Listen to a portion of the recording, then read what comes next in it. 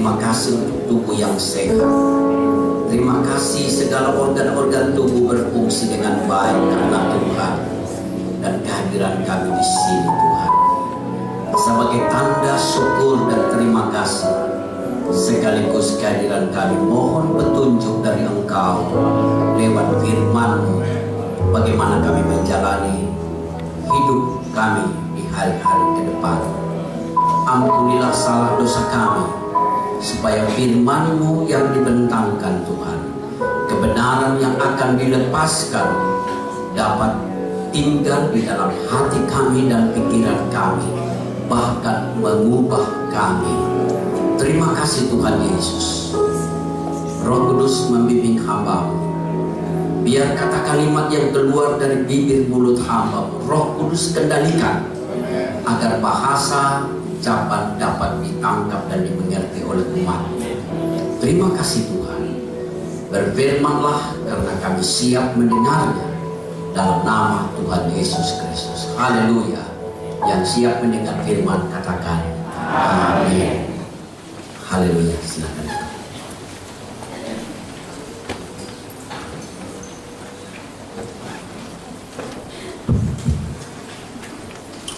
Mari sama-sama kita membuka firman, dan ada satu hal yang sangat menarik sekali untuk kita simak bersama-sama, dan kita mau bawa pulang kebenaran-kebenaran yang Tuhan sampaikan. Matius, Injil Matius pasalnya yang kelima.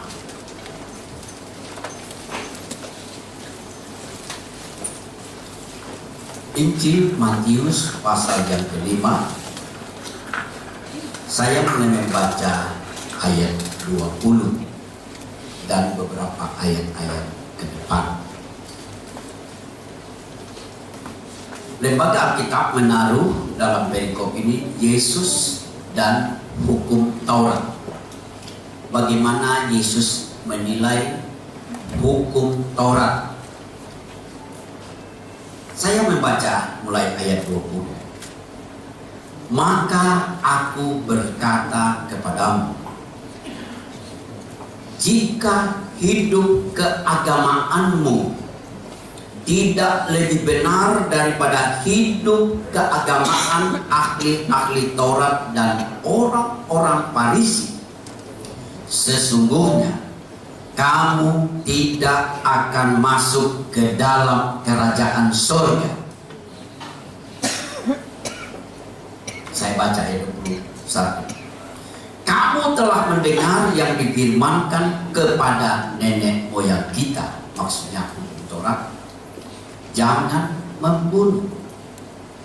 Siapa yang membunuh harus dihukum. Tetapi aku berkata kepadamu, ini penilaian Yesus, setiap orang yang marah terhadap saudaranya harus dihukum.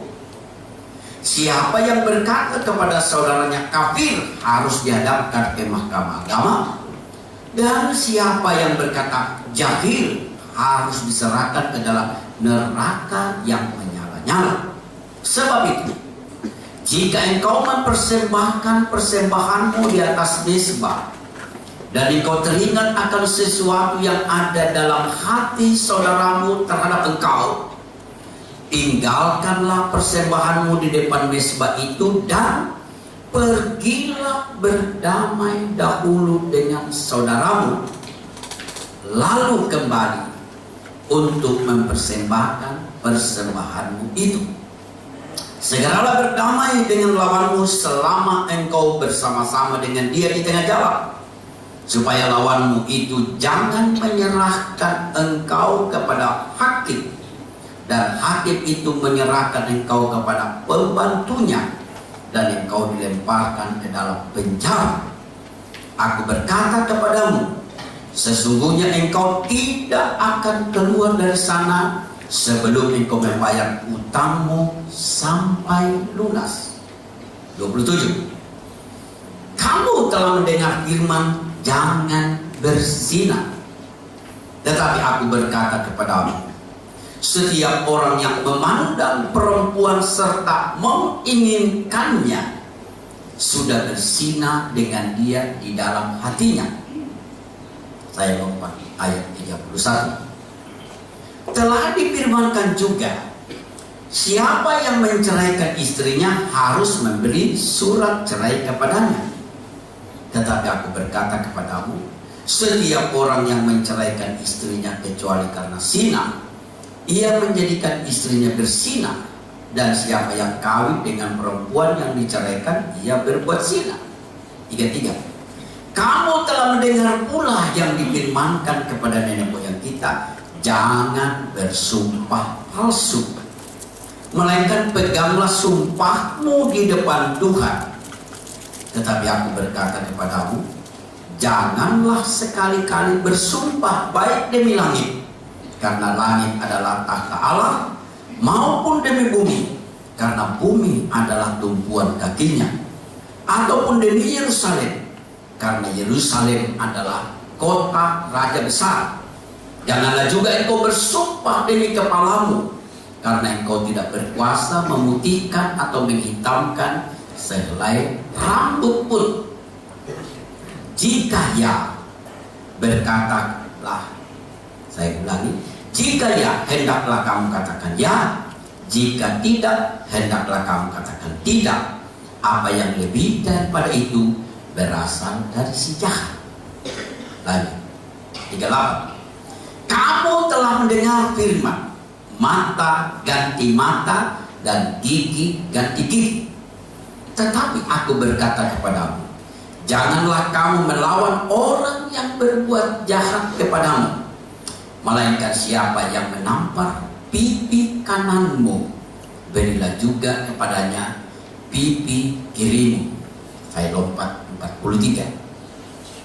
Kamu telah mendengar firman, kasihilah sesamamu manusia dan bencilah musuhmu. Tetapi aku berkata kepadamu, kasihilah musuhmu dan berdoalah bagi mereka yang menganiaya kamu. Karena dengan demikian kamu menjadi anak-anak Bapamu yang di surga, yang menerbitkan matahari bagi orang yang jahat dan orang yang baik, dan yang menurunkan hujan bagi orang yang benar dan orang yang tidak benar. Apabila kamu mengasihi orang yang mengasihi kamu, apakah upahmu? Bukankah kamu mencukai juga berbuat demikian? Apabila kamu hanya memberi salam kepada saudara-saudaramu saja, apakah lebihnya daripada perbuatan orang lain? Bukankah orang yang tidak mengenal Allah pun berbuat demikian? Amin. Ayat pokok kita di dalam ayat 20 ini perkataan Yesus. Saya ulangi ayat 20, silahkan ditampilkan. Aku berkata kepadamu, ini Yesus, jika hidup keagamaanmu tidak lebih benar daripada hidup keagamaan ahli-ahli Taurat dan orang-orang Farisi, sesungguhnya kamu tidak akan masuk ke dalam kerajaan surga. Bapak Ibu sekalian, ini sesuatu yang sangat mengerikan, perlu kita tangkap dengan serius. Syarat masuk kerajaan surga pada bahagian lain tidak usah kita baca, kita tahu ketika Yesus berkata kepada Nikodemus soal lahir baru. Di sana Yesus katakan di dalam Injil Yohanes pasal 3, kalau kamu tidak dilahirkan kembali dari air dan roh, tidak dilahirkan kembali, kamu tidak dapat masuk ke dalam kerajaan surga. Atau lebih baik, tolong ditampilkan saja dalam Injil Yohanes pasalnya yang ketiga. Injil Yohanes pasalnya yang ketiga, ayatnya yang ketiga. Saya membaca, Yesus menjawab katanya, aku berkata kepadamu, sesungguhnya jika seorang tidak dilahirkan kembali, ia tidak dapat melihat kerajaan Allah. Ayat 5, aku berkata kepadamu, sesungguhnya jika seorang tidak dilahirkan dari air dan roh, ia tidak dapat masuk ke dalam kerajaan Allah. Jadi perbandingan Yohanes 3 dengan Matius 5 berbicara persyaratan untuk masuk ke dalam kerajaan Allah, masuk surga. Harus dalam Yohanes pasal 3 harus dilahirkan kembali, bertobat. Haleluya. Hidup baru, berubah, hidup baru. Tetapi di dalam Injil Matius pasal 5 ayat 20, ini khotbah Yesus di bukit. Sewaktu dia habis dibaptis, dia langsung menyatakan bagaimana kepada orang-orang semua untuk bisa masuk kerajaan surga. Dan ini khotbah yang pertama kepada begitu banyak orang. Ada orang Farisi di situ, ada orang-orang ahli Taurat, ada murid-murid Tuhan, ada orang biasa, dari orang yang sederhana sampai orang yang statusnya di tengah masyarakat, orang yang terpandang, orang kaya sampai orang miskin, ada dalam khotbah di bukit. Dan Yesus memulai khotbah-khotbahnya sesudah dia mengucapkan berbahagialah, berbahagialah, berbahagialah, berbahagialah di dalam pasal 5 ayat 1. Lalu kemudian dia menyampaikan pandangannya terhadap hukum Taurat yang dipegang baik-baik oleh orang Yahudi.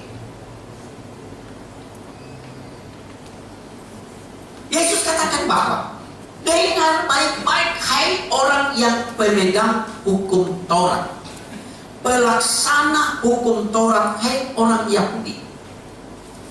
Kalau hidup keagamaanmu tidak melebihi hidup keagamaan orang Farisi dan ahli Taurat, kalian tidak masuk ke dalam surga. Ini sesuatu standar moral yang Tuhan siapkan dan berikan. Standar itu terlalu berat, harus lebih dari ahli Taurat, orang Farisi. Kalau dibilang kalau hidup keagamaanmu tidak melebihi pemungut cukai, kalau hidup keagamaanmu tidak melebihi orang sundal, maaf bicara, kamu tidak masuk ke dalam surga. Standar moral di atas itu boleh kata ya, tapi yang dipakai di sini adalah ahli Taurat dan orang Farisi. Ahli Taurat namanya ahli kitab. Orang selalu bertanya tentang apa maksud kitab itu, bertanya kepada dia, ahlinya. Orang Farisi yang mengatur tata ibadah, hidup keagamaan. Tapi Yesus justru orang yang seperti itu, kapasitas seperti ini, Tuhan bilang harus lebih. Kalau tidak lebih, kamu tidak masuk surga. Haleluya. Itu kan berat. Nah, saya mau ajak kita, jemaat sahabat Allah, jemaat yang bervariasi mendengar khotbah-khotbah di sini tiap minggu sekian tahun. Tapi saya merenungkan bahwa dewasa ini, jemaat Tuhan itu perlu kita bukan saja sentuh emosinya untuk bisa menangis di hadapan Tuhan, menyesali dosa.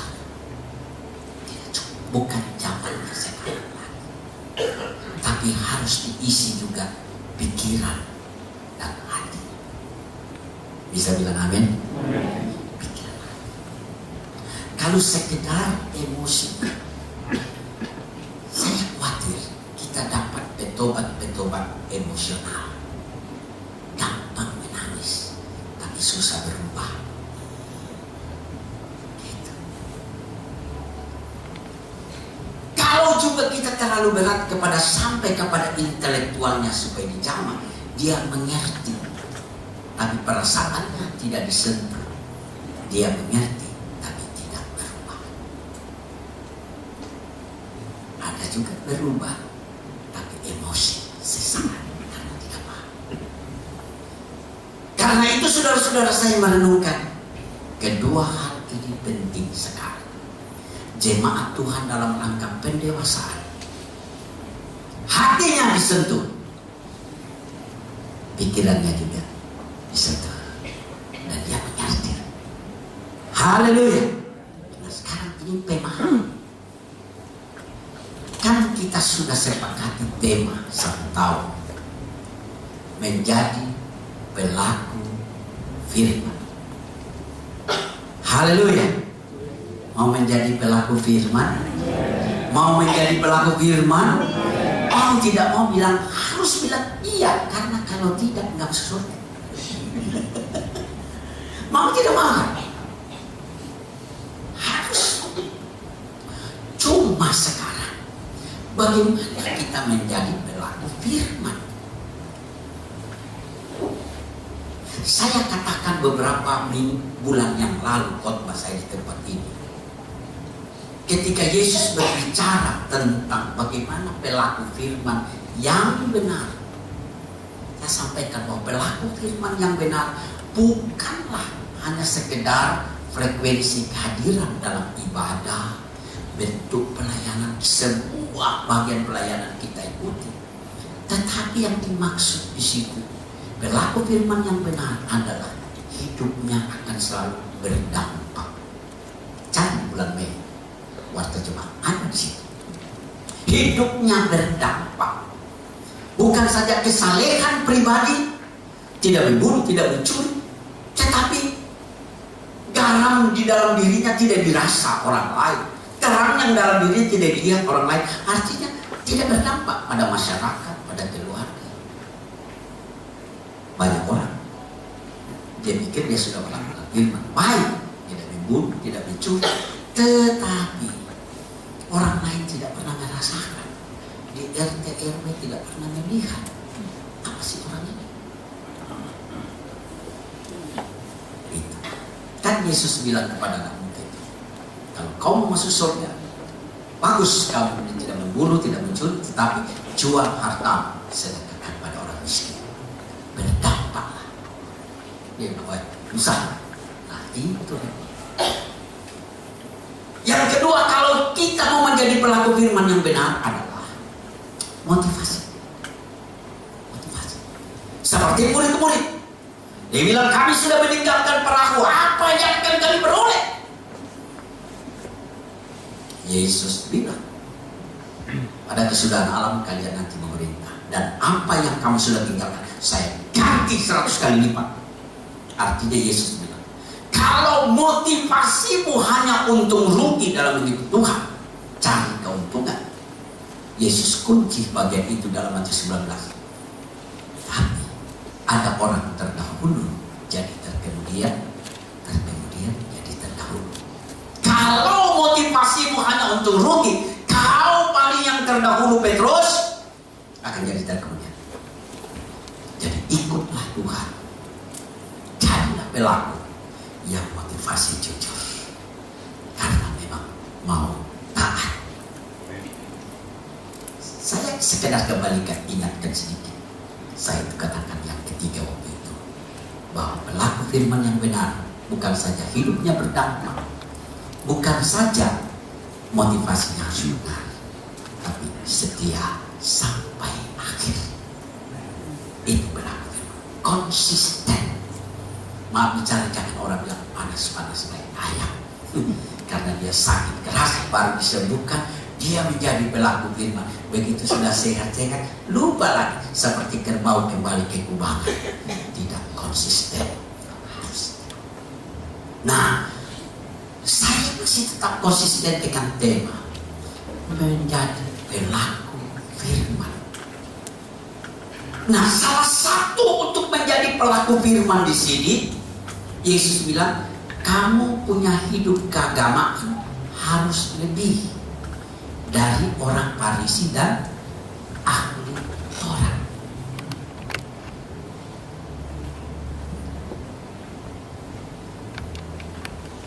Seakan ayat ini memberikan kepada kita satu kompetitor, persaingan.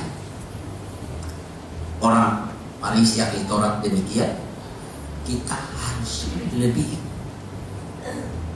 Kalau sama saja tidak ada beda, harus lebih. Nah, ini yang betul jujur saya merenungkan. Bagaimana kita bisa lebih dari mereka? Apakah kalau mereka puasa 2 kali seminggu, Senin dan Kamis, supaya lebih kita 3 kali? Tentu bukan begitu. Apakah kalau mereka berdoa 3 kali sehari, kita harus 5 kali sehari? Tentu maksudnya bukan begitu. Walaupun itu lebih baik. Mereka puasa Senin Kamis, kalau perlu kita tiap hari puasa, kita sudah lebih. Mereka berdoa 3 kali sehari, jam 9, jam 12, jam 3, kita 5 kali. Bagus kalau bisa 5 kali. Tiap hari, tiap jam berdoa, bagus.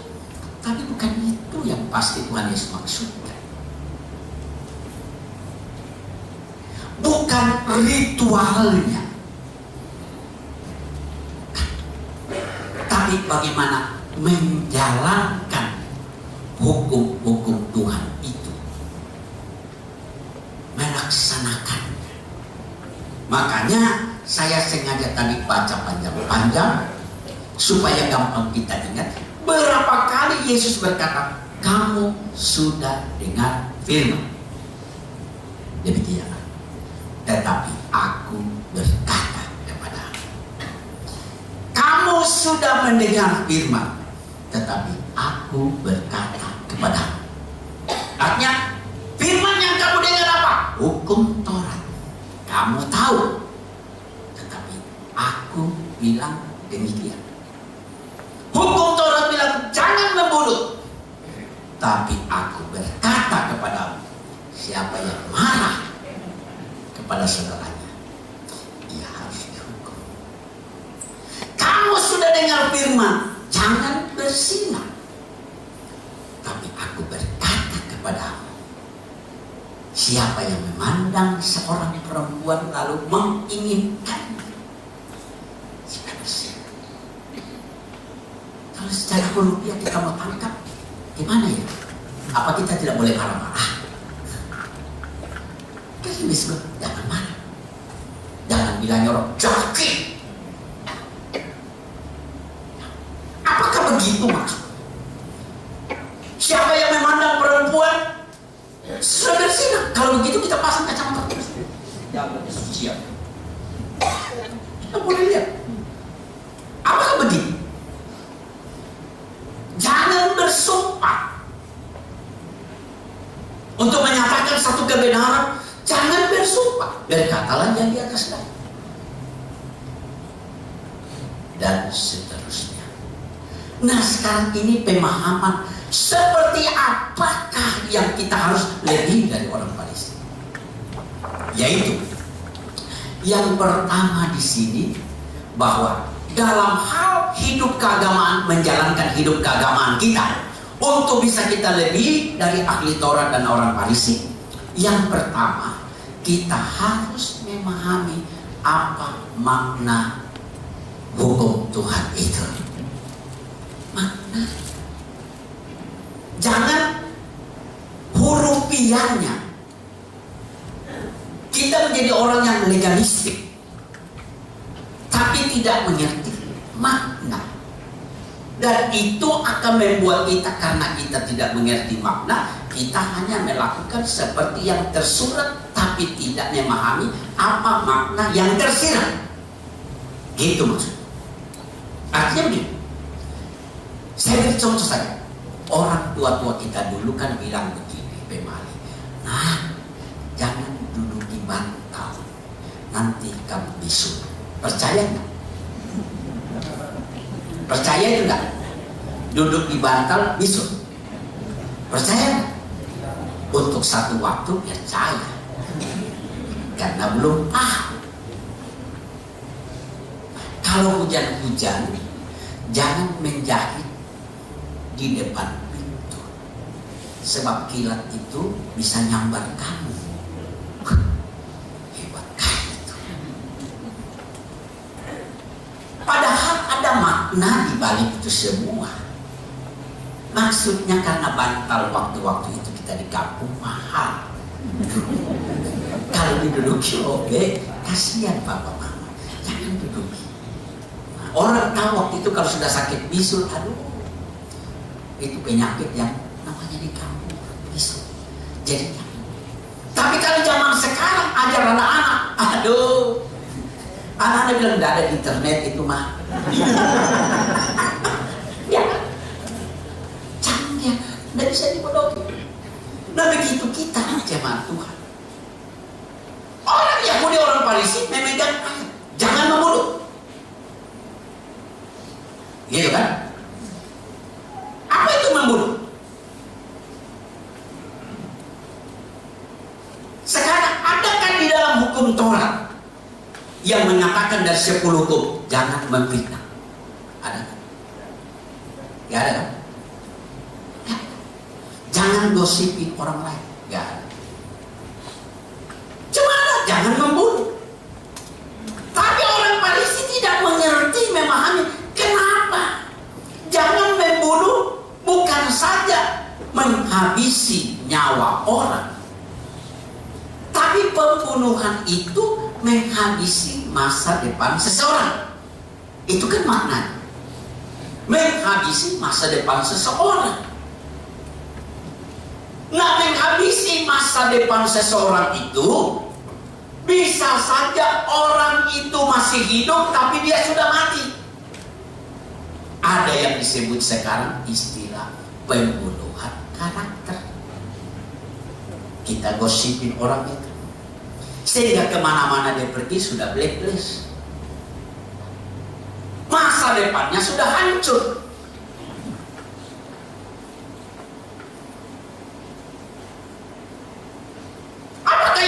Maksudkan sini, jangan marah. Kita tidak boleh marah. Yesus pernah marah di bait Al-Fatihah. Dia bongkar balik semua orang yang berjualan situ. Marah.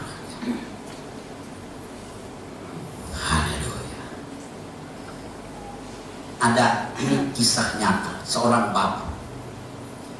Dia mencuri perhiasan anak-anak ini, anak mencuri perhiasan mamanya. Dia pergi jual semua. Dan akhirnya dia naik becak pergi di tukang emas, diselidik-selidik. Si abang becak bilang, ini tadi anak ini saya tadi antar di sana di tukang emas dijual.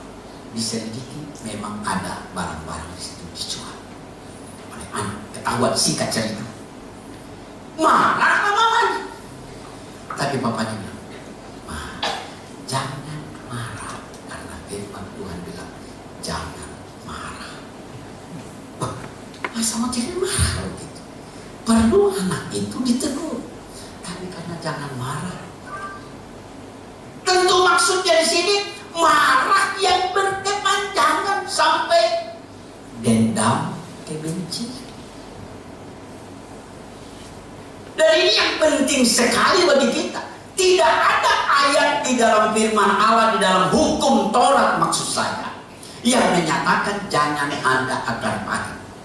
Jangan ada fitnah. Yang ada jangan membunuh. Padahal membunuh di situ dimaksudkan sama tadi, jangan duduk di batas bantal nanti bisul. Ada makna yang tersirat.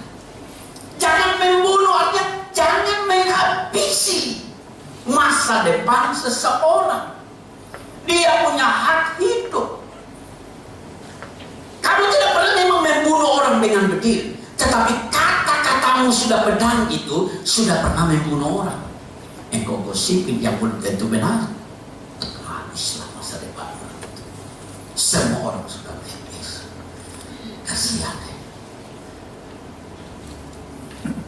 Atau pernah kita dilukai. Kita tidak pernah juga barangkali marah sama orang itu secara gebrak-gebrak. Kenapa kamu buat begini? Kamu fitnah saya. Tapi marah di situ berkepanjangan. Dalam hati ada kebencian, ada dendam. Sampai saya pernah dengar seorang ibu saking dendamnya, dia bilang, Om Lewi, saya memang tidak suka orang itu. Sampai di surga saya tidak mau omong dia.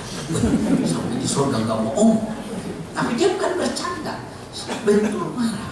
Saya bilang, loh, di surga orang beramah-ramahan semua. Jadi jangan bilang sampai di surga saya tidak mau omong. Barangkali ibu yang tidak masuk surga nanti. Marah. Itu dendam berkepanjangan. Itu sudah termasuk membunuh. Bukan orang lain kau bunuh diri sendiri.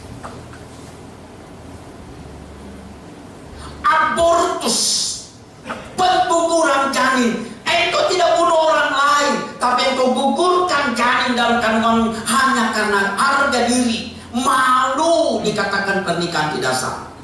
Malu. Engkau sudah membunuh, menghabisi hak hidup janin dalam kandungan. Terlibat narkoba. Engkau tidak pernah bunuh orang, tapi engkau sedang membunuh diri sendiri. Pelan-pelan tetapi permanen. Bunuh diri. Dan seterusnya. Orang yang tidak memahami segala hukum-hukum itu secara tersirat apa maknanya. Di dalam surat Ibrani, semua pelaksanaan ritual itu ada makna tersirat. Surat Ibrani katakan itu hanya bayangan. Penumpahan darah kalau ada kesalahan, disembelihlah domba itu ritualnya.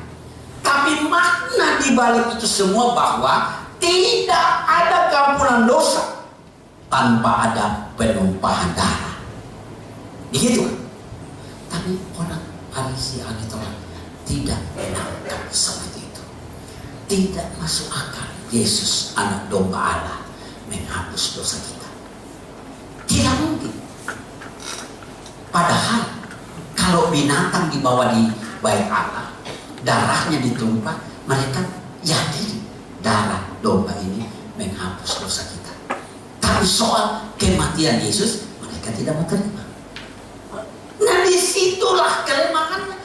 Tidak mengerti bahwa apa yang ada di dalam hukum Taurat itu punya makna tersirat. Yaitu harus ada pemahaman. Jangan membunuh secara berlebihan. Tapi Yesus berkata, bukan cuma itu. Kamu sudah ikut membunuh kalau kamu ada dendam di hati, ada kepahitan. Kamu sudah membunuh kalau kamu membenci sesama, kata surat Yohanes. Benci sesama, kamu sudah membunuh. Kita bisa saja melepaskan diri dari tindakan kriminal, membunuh seseorang, menghabisi dengan alat yang kita pakai. Bisa saja, tapi tidak semudah itu dengan engkau bisa melepaskan diri dari keinginan untuk membunuh orang dengan lidah. Paras dengan lidah, gosip, jatuhin dia dan sebagainya. Nah, ini kan pelaku firman. Pelaku firman yang benar. Bisa bilang haleluya? Pelaku firman kan bilang, saya tidak pernah bunuh orang, saya tidak pernah iya, memang benar. Tapi bagaimana engkau gosipin si A? Bagaimana engkau ada di dalam dirimu ada kepahitan? Memang tidak pernah bunuh orang, tapi bagaimana engkau pernah menggugurkan janin dalam kandungan?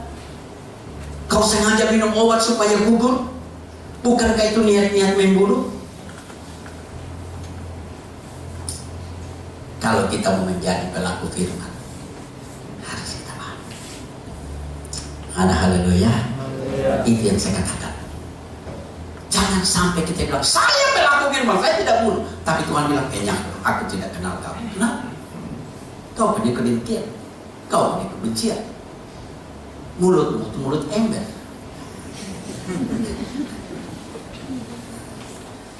Tanganmu barangkali tidak pernah bunuh orang, tapi hatimu, kelihatan kalau orang ada akal pahit, pancing dia sedikit keluar deh. Nah, itu yang saya mulai maksudkan di sini. Bagaimana kita melebihi ahli Taurat para Farisi? Baca firman, simaklah apa maksud Tuhan pada itu semua. Ada haleluya. Jangan engkau bersinah. Siapa yang memandang perempuan dan timbul keinginan di dalam hatinya, maka dia sudah bersinah dalam hati.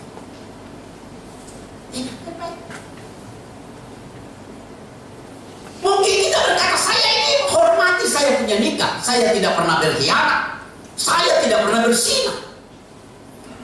Puji Tuhan, Anda, kita melakukan firman tidak bersinah. Tetapi bagaimana persoalan dengan hati? Keinginan.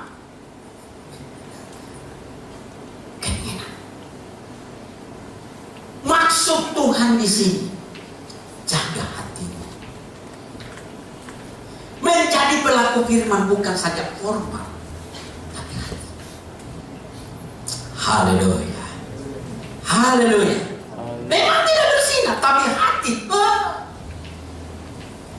Rasa-rasanya bilang, iya saya tidak bersinah, saya tidak berkhianat, tapi dalam hatinya kapan aja nih mama mati, istriku mati aja kok, saya mau kawin lagi.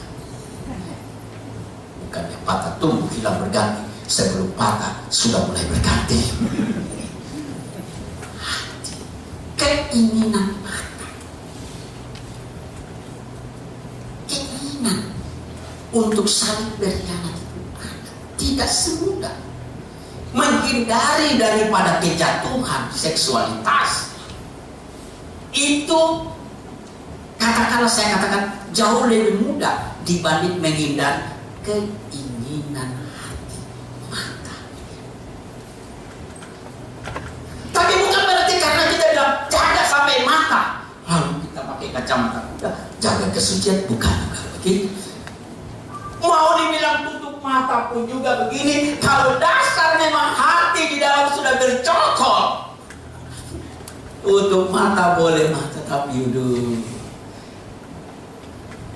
saya pernah tanya ada hamba Tuhan tunanetra, Efraim namanya. Saya sebut saja lucu-lucu. Sebagai Efraim, kau hebat ya.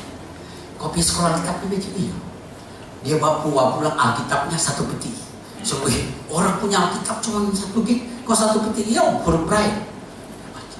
Lalu saya bilang, bagaimana kalau guru nerangkan? Kau bisa nulis? Bisa. Ini alat tulis. Ada juga alat tulisnya. Coba saya tes kau. Saya menjelaskan sesuatu, kau tes. Saya tes kau. Coba kau tulis. Singkat-singkat aja. Rangkum apa yang saya sampaikan. Saya bilang, tapi saya tidak kau baca. Kau yang baca. Apa yang dia baca-baca. Saya bilang, boleh juga kau. Nah, satu lagi. Kau tahu nggak kalau orang kasih duit, kau bedakan duit kan? Dia bilang, kau tahu. Nah, saya kasih uang 10.000 dengan uang 100.000. Nah, ini uang berapa nih? 10.000. 100.000. Boleh juga nih. Nah, memang mata itu boleh buta, tapi kalau sodoi. Satu ketika karena kami bertamu di satu hamba Tuhan, saya dengan teman saya, Fred, cuci pakaiannya Om ya. Ini Om Leng punya ini temannya Om Leng. Oh iya, saya siap Om. Nah sudah, cuci. Jemur, hujan. Hujan datang, sudah hampir kering, dia langsung ambil. Setelah dia ambil, saya bilang, aduh Fred, pakaian tadi di mana? Oh saya sudah ambil Om. Ini Om Leng punya baju. Ini temannya. Saya bilang, bagaimana kau tahu? Saya cium. Oh, kau cium bagaimana? Apa beda cium? Dia memang saya tahu. Saya bercanda sambil dia pijat-pijat sebagai flag. Kau ada cewek enggak? Ya ada Om. Saya normal Om. Ada cewek. Sekarang saya mau tanya, cewekmu itu laki-laki atau perempuan? Ya, mana sayang? Cewek, perempuan dong. Bagaimana kau tahu cewek? Yang kau tahu? Dia bilang, suaranya. Ada kan laki-laki suara cewek. Kau tanya, iya. Sekarang, cewekmu cantik apa tidak? Dia melek. Ini lihat cewek saya. Dia ambil buka dan dompet. Nih fotonya. Cantik nggak? Oh cantik kok. Bagaimana kau tahu dia cantik? Ya saya dengar dari suaranya.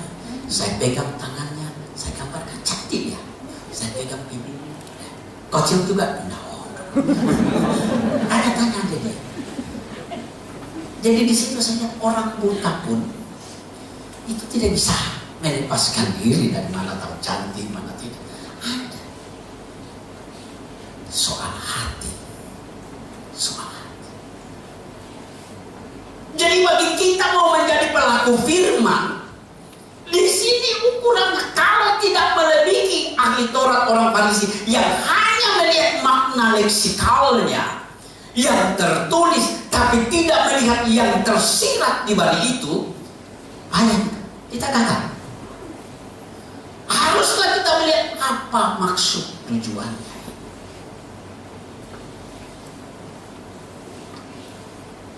Jangan membunuh, jangan habisi masa depan orang.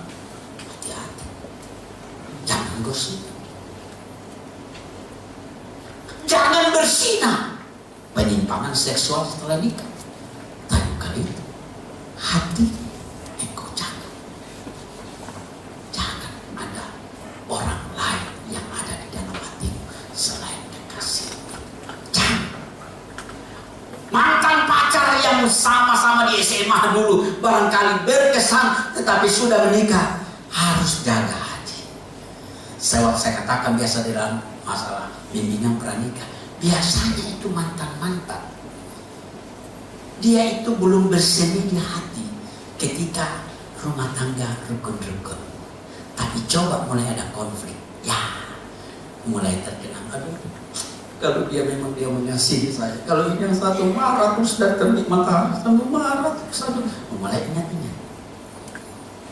Suami atau istri ada di samping di tempat tidur, dia mulai ngelamun. Suami bilang, apa yang kau pikir? Enggak.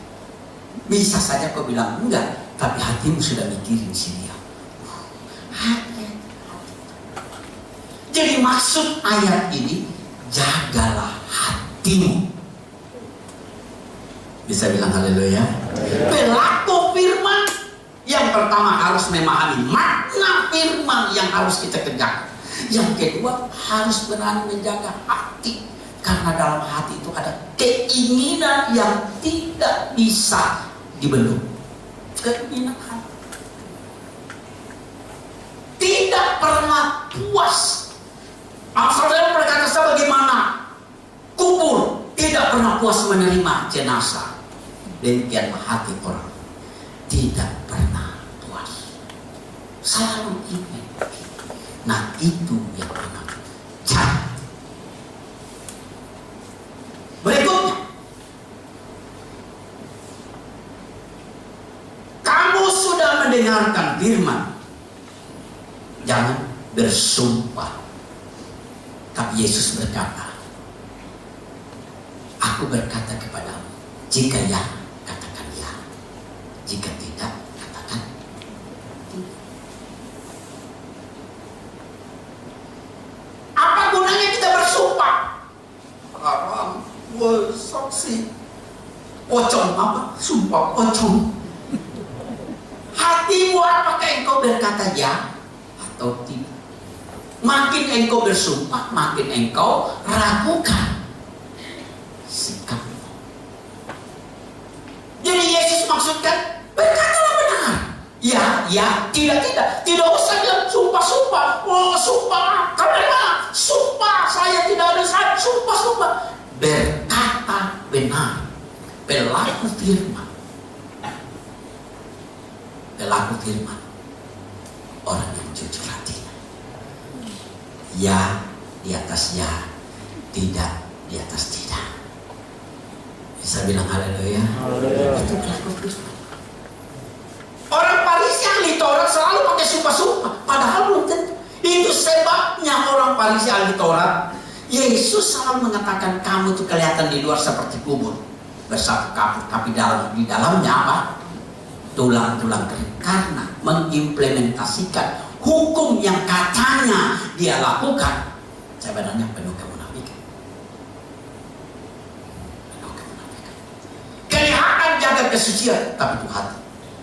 Kelihatan tidak membunuh, tetapi berapa banyak janda-janda anak yatim piatu, hak-hak mereka rampas. Hati. Pembunuh berdarah dingin. Haleluya. Orang yang tidak bisa dipercaya, sumpah-sumpah. Seakan orang benar kalau mengucapkan sesuatu angkat tangan, sumpah, swear. Tapi tidak berkata benar. Tanpa kita harus berkatalah benar. Banyak orang percaya tidak bisa dipercaya. Anak-anak Tuhan pelaku firman, kalau kau tidak lebih dari itu, tidak masuk surga. Kenapa? Tidak pernah ada omongan yang bisa dipercaya. Harus ya di atas ya. Berikutnya Yesus bilang, kamu sudah dengar firman, gigi ganti gigi, mata ganti mata. Artinya balas. Hukum Taurat memperkenankan orang balas. Kalau ada kesalahan, sikat, balas. Tapi Yesus berkata, tidak demikian. Kasihlah orang itu. Ditampar pipi kirimu. Di dalam ayat itu, jika seorang menampar pipi kirimu, hendaklah engkau memberikan di situ menampar. Siapapun yang menampar pipi kananmu, berilah juga pipi kiri. Ini tidak sama ini. Yang menampar pipi kanan, berilah juga pipi kiri. Haleluya. Saya mau cari anak muda satu. Tolong satu anak muda. Ya, di sini. Saya mau tampar Anda. Mana mobil? Ya, tolong. Ya. Siapa namanya? Ini langsung diperagakan. Karena Yesus itu buat begini. Kenapa dia bilang tidak gini? Siapa yang menampar pipi kirimu, berilah juga pipi kananmu. Yesus tidak bilang begitu kan? Siapa yang menampar pipi kanan, berilah pipi. Apa maksudnya? Sekarang saya peragakan. Mana pipi kiri? Pipi kiri. Pipi kanan mana? Kalau saya orang yang mau menampar pipi kanan saya, Herman, pipi kananmu, yang mana pipi kanan pegang? Kalau saya mau tampar, saya pakai tangan apa? Tangan kiri. Bisa nggak saya tampar pipi kananmu pakai tangan kanan? Hah? Itu kan? Coba. Ini tangan kanan. Tapi siapa yang menampar pipi kananmu, berilah juga pipi kiri. Gini, orang pada umumnya kalau menampar pakai tangan kanan, kecuali orang kita pakai kanan. Nah, kalau saya menampar secara umum, saya menampar kau, berarti pipi kiri yang kena. Kalau Herman ditampar pakai pipi kanan, memang sakit, tetapi tidak merasa hina. Tapi coba ditampar pakai tangan kiri, itu penghinaan yang luar biasa. Maka kalau kau ditampar pipi kananmu, dihina luar biasa. Tidak mau kasih juga pipi kiri. Nah, sekarang pipi kirinya bagaimana? Tampar pipi kanan, beri pipi kiri. Mau tidak mau satu dalam pakai belakang kanan. Plak. Gitu. Artinya sudah pakai tangan kiri saja sesuatu penghinaan. Apalagi seorang ditampar dengan belakang tangan, itu lebih keras dan penghinaan lebih keras. Jadi Yesus punya maksud sekeras-kerasnya engkau direndahkan orang, jangan membalas. Bisa bilang haleluya. Ahli Taurat boleh balas, standar, wajar kok. Saya disakiti, saya membalas. Tetapi Yesus berkata, jangan. Dikasih tampar di kanan, kasih juga bikin. Artinya sekeras-keras apapun, jangan balas. Terima kasih Herman ya, Tuhan memberkati. Saya tidak tampar. Nah ini pelaku firman. Bagaimana kita selalu melaku firman? Nanti kita bilang, oh saya pelaku firman. Tapi naluri kita selalu, saya balas. Dalam bisnis saya kasih gini, tunggu kau juga salah. Dalam banyak hal, istri men-share, kau share. Kalau kau bisa, saya juga bisa. Suami, kau men-share. Kalau kau bisa, saya juga bisa. Apa saja? Kalau sudah begitu semua, hancur. Dalam jemaat juga, kalau ada sikap, rasa sakit hati, dendam itu ada marah, menuntut untuk balas, maka ajaran Tuhan ini luar biasa. Kamu sudah dengar firman, ada hukum legal, boleh membalas, tapi aku berkata, jangan sekeras apapun, jangan balas, serahkan kepada Tuhan. Itu berat buat aku. Kalau mau masuk surga, kalau tidak mau ya silahkan aja. Ada bilang, maaf Tuhan, untuk yang satu ini izinkan aku. Ada sampai yang pernah bilang gini, Om, saya disakiti hati Om, izinkan saya balas dulu Om orang itu sebelum saya dibaptis. Sebelum saya dibaptis, izinkan saya balas. Memang kenapa? Kan kalau saya sudah dibaptis, saya tidak boleh membalas. Saya belum, saya dibaptis, saya balas. Saya pikir dia cuma bercanda. Satu ketika dia datang, babak belur dia bilang, "Terus kenapa kau?" Saya berantem. Sekarang saya sudah puas. Baptis saya hari Minggu. Ini kisah nyata. Yang satu lain lagi. Om, hari Minggu nanti saya mau dibaptis. Ini malam Minggu. Saya mau perpisahan dengan dunia. Masa perpisahan dengan dunia? Saya mau minum mabuk. Saya bilang, selamat tinggal. Dia minum mabuk. Malam Minggu itu mabuk. Itu mabuk. Kenapa? Oh, boleh saya terus dibaptis besok? Kenapa? Saya sudah berpisah dengan dunia. Ini terakhir. Saya cuma mau siram air dulu. Kau sadar dulu apa kau ucap? Baptis itu orang bukan saja tidak kau sudah bilang, kau sadar tidak mau. Jadi sebenarnya saudara-saudara sekalian, ini masalah dalam hati. Jangan balas. Nah, saya mau akhiri juga di sini. Kasihilah sesamamu, kata firman, bencilah musuh di dalam ayat 44.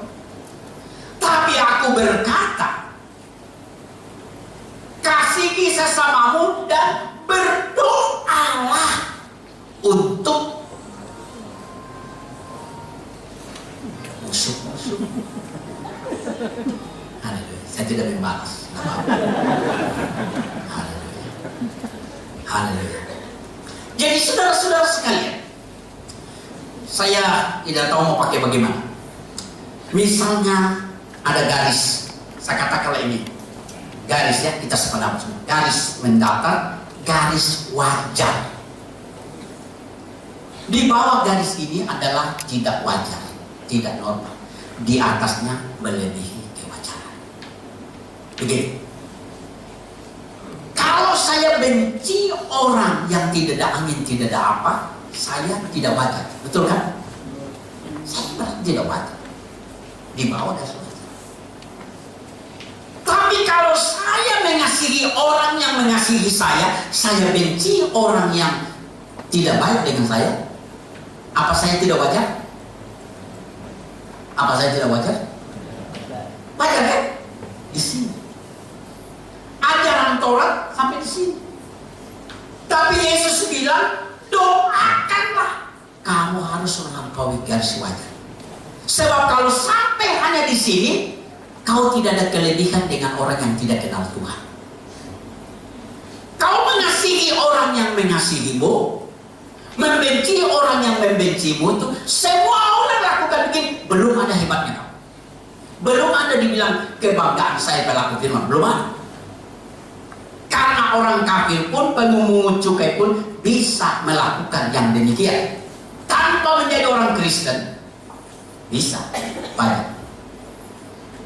Kasihi orang yang mengasihimu, benci orang yang membencimu. Tapi sebagai ajaran Kristus, melebihi Alkitab Farisi, doakanlah di atas garis wajar.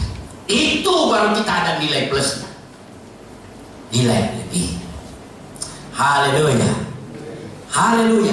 Jadi Bapak Ibu sekalian, sekarang kita paham bagaimana kita bisa menjadi pelaku firman yang melebihi ahli Taurat orang Farisi. Bukan masalah menjalankan bagaimana ritual secara hurufiyah, tapi kita menjalankan makna apa yang tersirat. Jaga hati.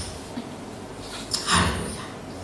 Jaga hati kita, dan hukum kasih itu diterapkan. Di dalam Taurat tidak ada hukum kasih. Gigi ganti gigi, mata ganti mata. Paras.